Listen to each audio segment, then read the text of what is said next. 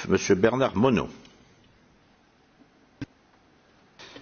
Mesdames et Messieurs, je ne sais pas s'il faut vraiment vous remercier de votre présence devant nous aujourd'hui, compte tenu du fait que c'est la menace du bâton qui vous a fait venir. Sachez que dans cette assemblée de parlementaires, nous ne sommes pas dupes.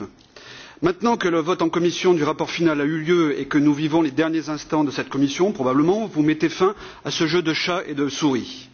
Car c'est bien le risque d'un refus d'accès à la Commission européenne pour pratiquer votre lobby permanent qui vous a motivé plus que votre coopération et collaboration spontanée et volontaire.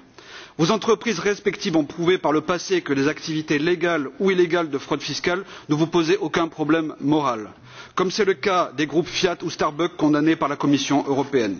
Que ce soit HSBC, systématiquement mêlé à tous les scandales de la finance depuis des années et inculpé pour manipulation de taux, blanchiment d'argent sale et évasion fiscale en Suisse, blanchiment d'argent sale et des cartels mexicains de la drogue, pour le financement des milieux terroristes au Moyen-Orient dont on a vu les conséquences en France le week-end dernier.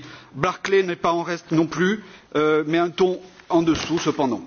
Que ce soit Amazon, qui est actuellement l'objet d'une enquête au Luxembourg et qui retarde le paiement de ses impôts en France suite à son redressement fiscal, Facebook et Google ont révolutionné le quotidien de tous, c'est incontestable. Mais elles ont aussi organisé le flicage de la planète en marchandisant les données personnelles des citoyens, le plus souvent sans leur consentement. Ces avantages ont un prix économique et financier, mais que vous ne rétribuez pas.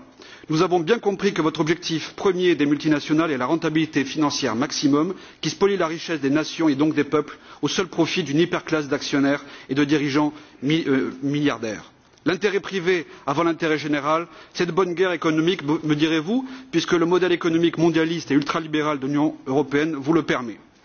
Ma question est simple et s'adresse à vous cinq. Si on se place dans le plan d'une sorte de rédemption économique et politique et pour faire preuve de mea culpa face aux préjudices causés à nos finances publiques, acceptez-vous devant notre commission de vous engager à coopérer sans réserve avec les institutions et les États? Merci.